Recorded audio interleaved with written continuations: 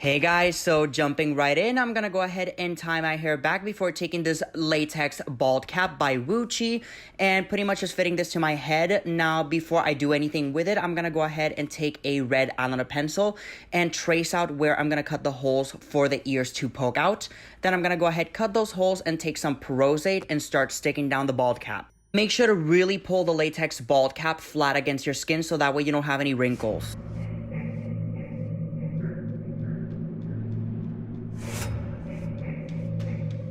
Now, to stick down the actual prosthetic, I'm gonna go ahead and start from the center of the face outwards by taking a little bit of Prosthetic and applying this to my nose with a Q-tip.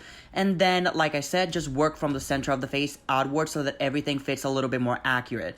Now, you'll notice the nose is just a little too big for my actual nose, so it kind of ended up indenting. So what I would recommend doing is just taking a little bit of a cotton ball or even a tissue paper and just stuffing it inside so that way it doesn't indent once you're applying the makeup. But it was a little too late for me, so I just decided to kind of like roll with it.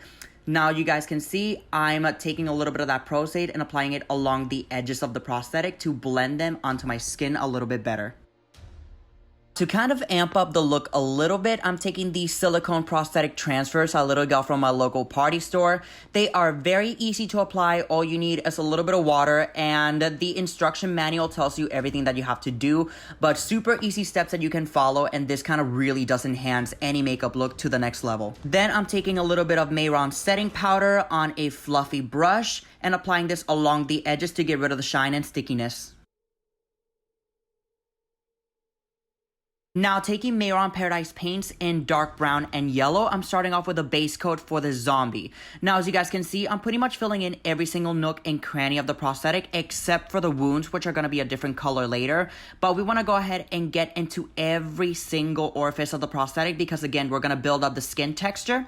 So what I'm doing now is I'm taking yellow mixed with white, and as you guys can see, I'm pretty much dry brushing this over the prosthetic because this is going to capture all the detail from the prosthetic. Now, keep this in mind. You want to build and layer the paint as you go along. So kind of start off with a darker color and then go with the lighter colors after.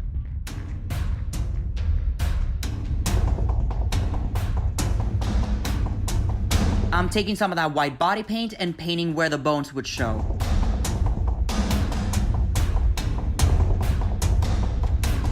Next, I'm gonna go ahead and take the Cinema Secrets makeup stack. I'm taking this dark red paint and diluting it with some 99% isopropyl alcohol to turn it into much more of a sheer paint, and I'm going inside every single one of the wounds to get those fleshy tones.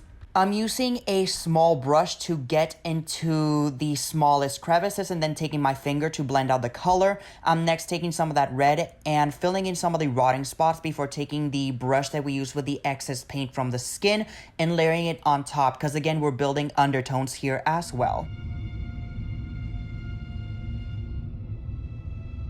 Next, I'm taking my very well-used FX palette by Skin Illustrator and activating it with some 99% isopropyl alcohol.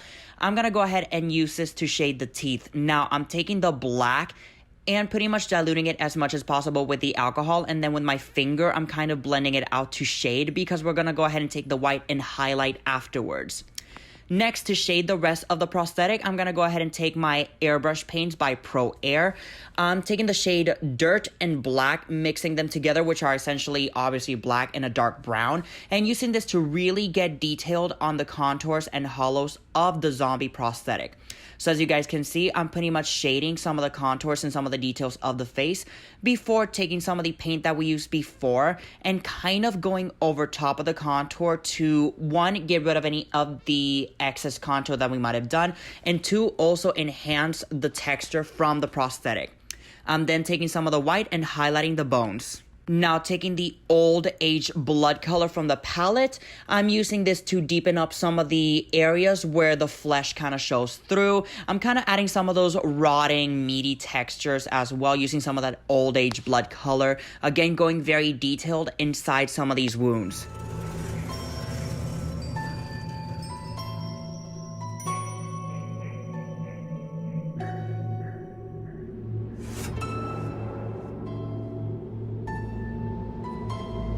To add more dimension, I'm taking the black from the Skin Illustrator Effects palette and adding this on the deepest areas of the wounds. Also, this makes them look a lot older and like it's really rotting away. Now for the fun part, we're gonna start adding the fake blood. Now this is my own homemade mixture. I'm first taking the blood and applying it with a small detail brush along the inside of the wounds, and then taking a piece of tissue and then just splotching the blood around to make it look more splattered and like it's been decaying away on my face, like it's been dried there for a long time.